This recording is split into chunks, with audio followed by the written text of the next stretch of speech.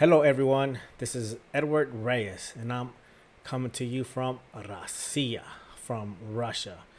And today I'm going to talk about the age gap between male and females in a relationship. And I'm going to compare that, the way that people see a considerable age difference in the United States with the way that a considerable age difference is seen in Russia. I do want to say that I am going to break this video off into three parts of my experience in Russia. The first part is when I first came to Russia.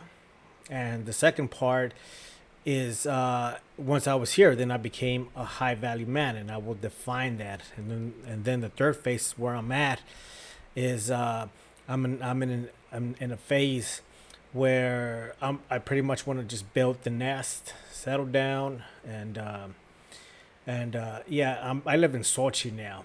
The first two parts took place in Siberia, and so I'm going to focus on that.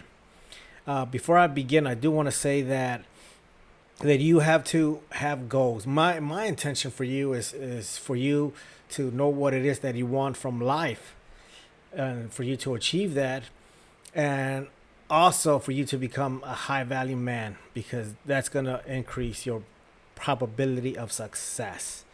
And I like to reference, give me a second here, I like to reference Earl Nightingale. And he says he came up with a message a long time ago. It's called The Strangest Secret.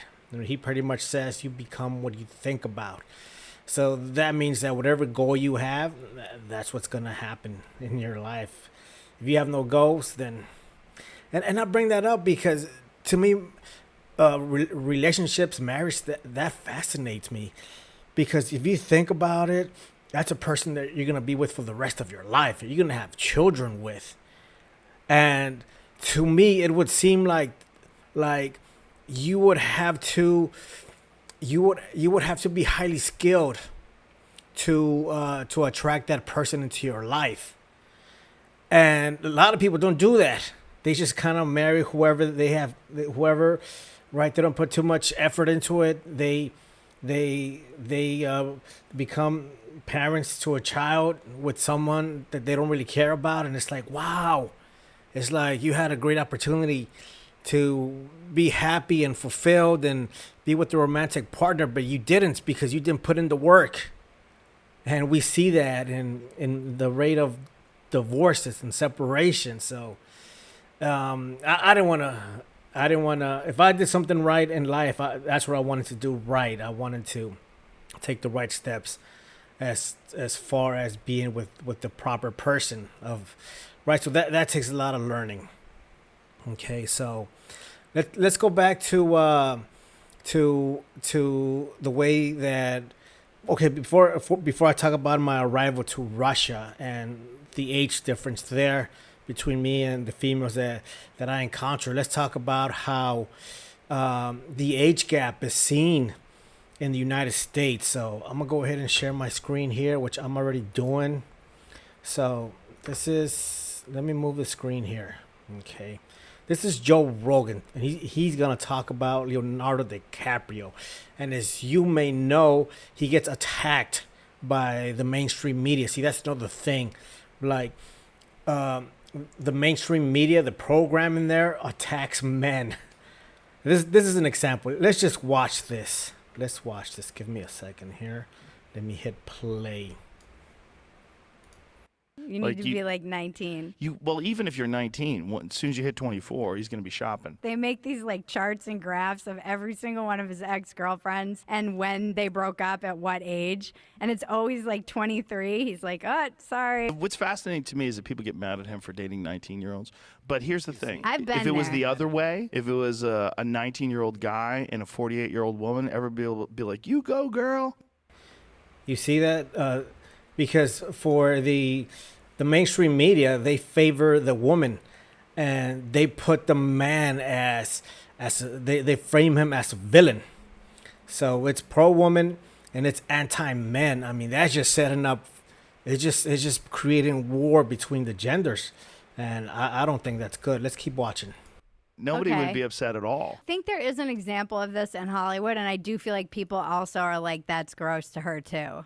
I can't remember who it is. Doesn't stick. No one is feeling No, but bad they for still a call 19-year-old her guy. Yeah, let's keep going. But yeah, even for females, they have this idea that they want this high value man, and that's probably top 5% earner, and they think for some reason that he like if the girl's in their early 20s, mid 20s, that the guy's the same age or maybe 3 or 4 years. They actually believe that. Now, for a man to reach the high value man status, the man has to earn that. It's not automatic. It's not by default. For example, for females, when they're in their early 20s, they reach that peak where their value is at a peak. It's very high. It's almost natural. But for men, only not that many reach that level. Let's go ahead and see how the females, what they think about the ages. I'm going to skip through some of this. I just want to just kind of peruse through some of their thoughts. So I'm 27, and I would say I would want them to be older. So like my range that I look for is 28 to 35. I think anyone within 3 to 5 years either way, but probably older. Yeah. Okay, so maybe she 33. says that pretty much she wants the guy the same Potentially. age. That's what she ends End up of their saying. 20s. So I do want to is even in tribute their early 30s. Okay, yeah, the creator of that go video. That's So why I don't know. It's hard. I really like 28 to max. Let's skip in there. some of this. Bracket that I'm normally looking at, or the roster, I guess. I don't know, between like 29 and like, I don't know, 37, 38. I'm not sure what her age is. I did watch the video. I think for the most part, like one of the ladies said that the age gap that she would be willing to accept was like maybe 8 years, and I think for the most part, most of them gave a number lower than that. I guess, because I just feel like all guys that are honestly between 24 to 28. 27. Okay, and how old are you? 23. You see that? A 4-year difference, and she wants a guy that's making a lot of money. So the expectations that women have in the West, they're delusional. They're not realistic, and that's why a lot of people today are not getting married. Well, there's a lot of reasons why they're not getting married, but definitely the type of programming that women that girls receive in the West, it's very damaging, because they're expected to reach certain goals, but they're for the most part they are delusional. Okay, so with that said, I do want to mention something. If you have a preference for girls in their early 20s, right? If you're older, okay, and you prefer an age gap, I'm going to share with you a concept. Okay, it's an economic concept, but it also applies to people. The concept I'm describing is arbitrage, and that pretty much means that the value of an asset or a commodity will increase in a different region. Let's go ahead and read the definition here. Let me increase the size here. Okay, again, I'm learning how to use this program. It says the simultaneous buying and selling of securities. I'm gonna skip some of these words. Commodities in different markets in order to take advantage of differing prices. Pretty much what I said. You have an object and it's gonna increase in value in a different region, and that's what happens to people from, at least in my understanding and in my experience, that people from the United States, they will go up in value as far as the sexual market is concerned. And that's a great thing, because of course you want advantages. Okay, that's just that's just how mating strategies work. Okay, it's not. I didn't create these rules. That's just the way it is. So I do want you to increase your probability of success. So what happened when I first came to Russia? I was not making a lot of money. I only had, I believe I only had like one source of income, and I always tell the story when I lost 66% of my income, and one of my friends from the U.S. came to to Russia, and he lived with me, and so I charged him rent, and that saved me. And it just gave me some time to refocus and see what it is that I wanted. I mean what it is that how I could get back on my feet economically, because I was struggling. But even then, the female at the time, she was like, I think 20 years younger than I was. I was 42, and she was 22 when I first met her. Again, right, that was my preference, and it goes back to knowing what it is that you want. Now, whatever you want may change. Maybe you will experience a girl with, right, where there is a considerable age gap, but then later on you realize, hey, look, maybe this is not working for me. Okay, but that's something, again, that does take it does take skill, because for one, you have to know what it is that you want, and also you have to reach that level where you accomplish that scenario, and that might take, of course, skill.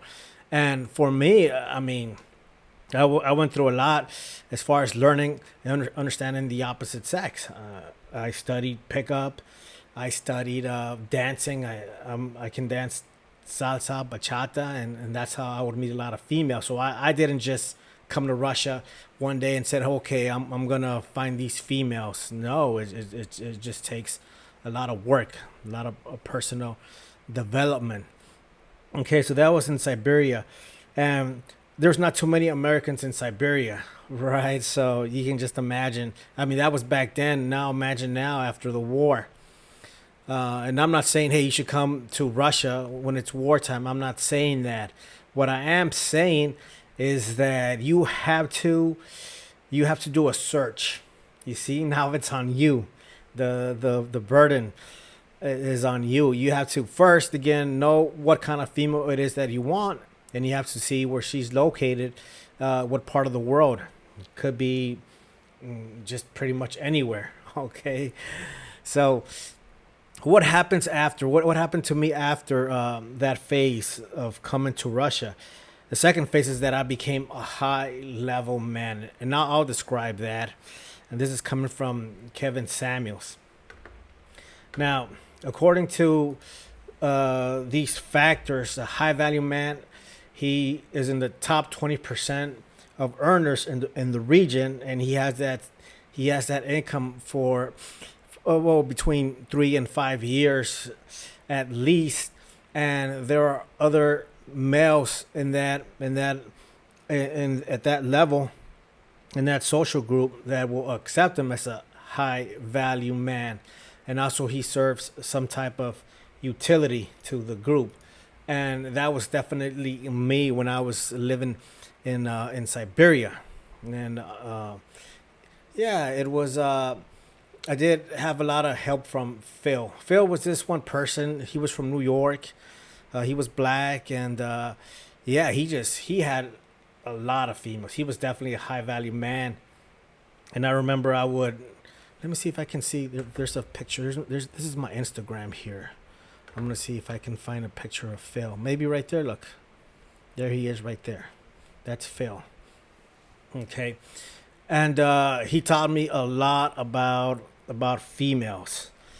For example, by the way, when you get to become a high level man, that's like the peak. That's like, at that level, you pretty much can choose what type of female it is that you want. Again, if you move to a different part of the world and your source of income is in the United States, you're making dollars, and then those dollars are gonna go a long way in that different part of the world. So that's another reason why you should get your passport.